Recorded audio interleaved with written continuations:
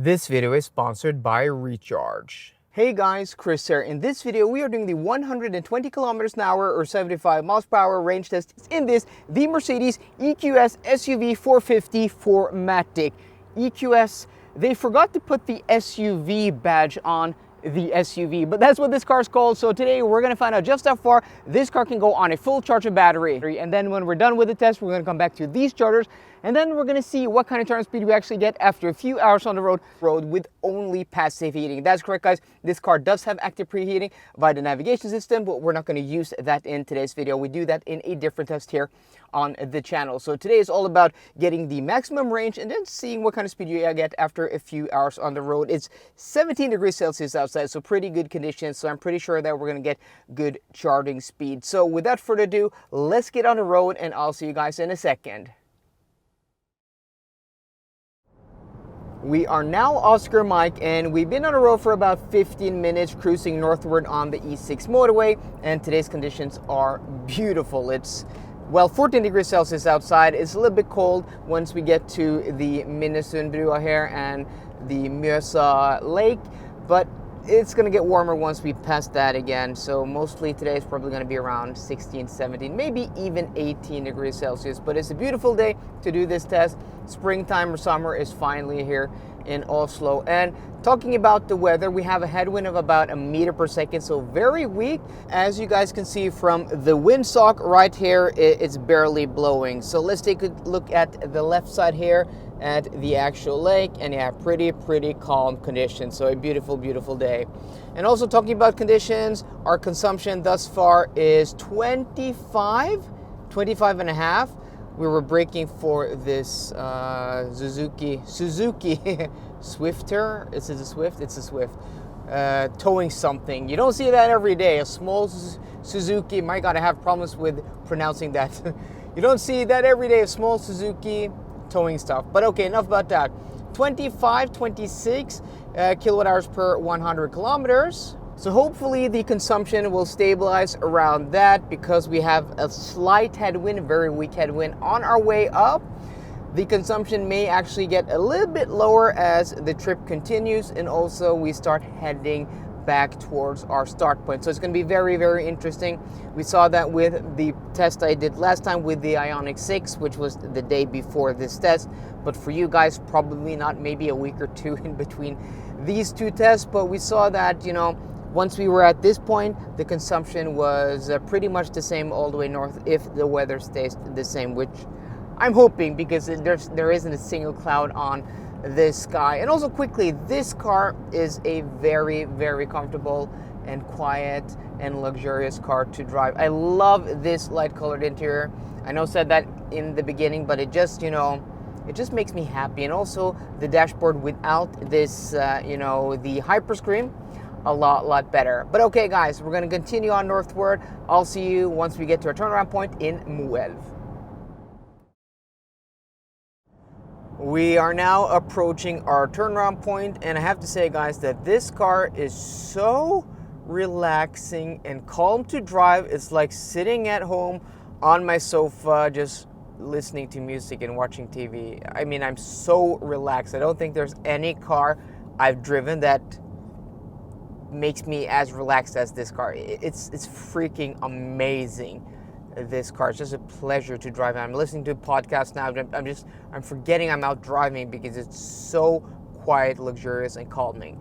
But okay, we're here at our turnaround point now. We're gonna exit here. We're gonna do a loop around and then enter on the southbound ramp.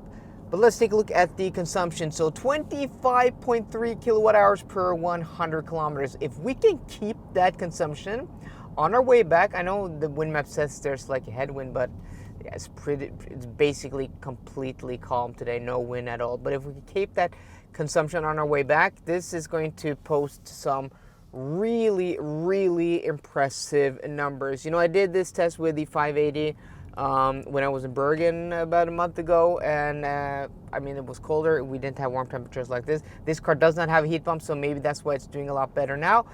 But with that being said, this is a lot better than what we got with that car, but also to be expected with, yeah, 14.5 degrees Celsius outside and these beautiful, beautiful conditions. But okay, guys, we're now going to take a left here in the roundabout, and then we're going to exit the roundabout, enter this on-ramp, and I'll talk to you once we get back to, well, our starting point in Gardermoen. Here we are. This is exit 51, and where we're going to exit, and then we're going to take another exit on the exit ramp onto a new exit ramp to the Esso station. So we're currently at 48% state of charge. I think we're going to go back to the they have 850 kilowatt Kempar charge over here, but I think we're going to go to these Alpitronic hyperchargers, the ones where we started earlier. So I'm just going to stop the timer here now. Hour 52 minutes. Oh, that's full. That is actually quite full, but maybe one of these are vacant? No. Wow. That's a lot of people. I have no idea. So we're not going to do these because we're not going to get any decent charge speed, or else this guy's leaving. He may be leaving. So, but before we do that, let's take a look at the actual consumption. And look at that, guys.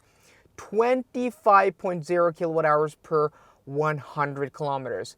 That is actually not too bad. We're going to get to the calculations at the end of the video after we connect to this charger and see what kind of speed we get.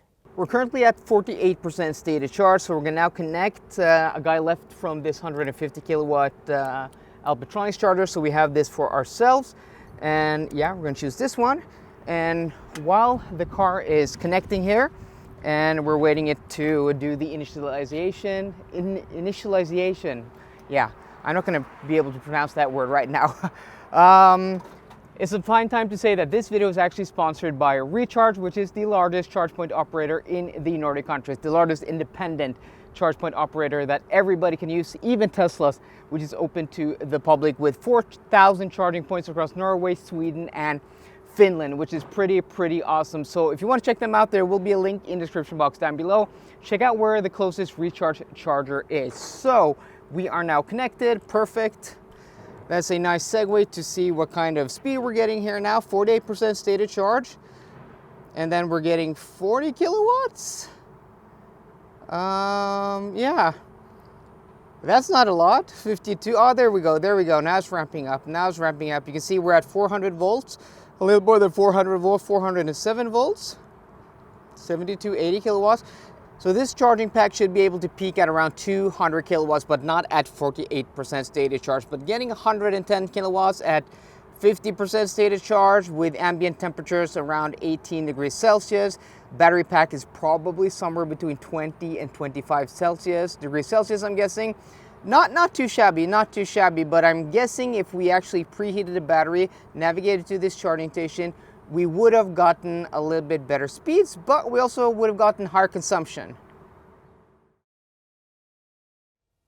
Before we enter this video, let's take a look at the battery pack size, the consumption, and then calculate theoretical range. So this EQS SUV 450 4MATIC has a usable battery capacity of 108.4 kilowatt hours. We take that number divided by the consumption, 25.0 kilowatt hours per 100 kilometers, and then subtract about 3% in heat loss. We get a theoretical range under today's conditions of 421 kilometers, putting this car in the third best spot ever recorded in this test, which is amazing. But there are a few caveats. The cars that have, well, superseded this car, the EQE 300 and the Tesla Model S long range, were done in different conditions. So the Tesla Model S long range was done with pretty terrible winter conditions and cold weather. The EQE 300 and also colder weather than now, but pretty good conditions. So that brings me to something that people have asked me to do separate charge for winter and summer. I think that's pretty hard, because where do you draw the line? Do you draw the line at 5 degrees, 10 degrees? But what happens then is you have two different charts where you can't, compare results where, I don't know, if you put it at 10 degrees, for example, cars that were done in 8 degrees Celsius and cars that were done in 12, 13 degrees Celsius are going to be on different charts, but those, results are as comparable as cars where the test was done at 15 and 20 degrees Celsius. So that really doesn't make any sense. So I think it's better the way it is now, to just have all the results, and then you just have to look at all the columns, look at, the weather, the temperature, and other things like that. But with that being said, 421 kilometers out of this car.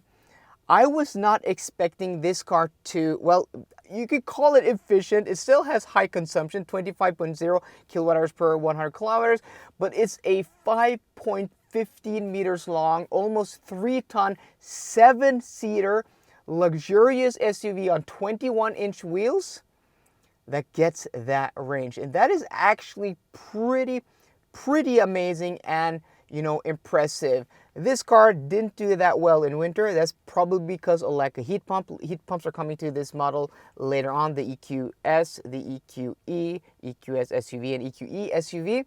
So I think, like, I wasn't expecting this much of a bump, because I don't have you know, the results by heart, but I think like maybe that was around 340 or 350 kilometers. This is 70 kilometers more, with temperatures that maybe aren't that much warmer, like 10, 12, 13 degrees Celsius. So I'm impressed by the range you can get out of this car. More than 400 kilometers, well above 400 kilometers at a steady 120 kilometers an hour, temperatures between 14 and 18 degrees Celsius. Yeah. That's pretty good. So guys, let me know what you think down below. I hope you enjoyed today's video. If you did, please drop me a thumbs up down below. And for more car content, as always, please subscribe. See you guys later and goodbye.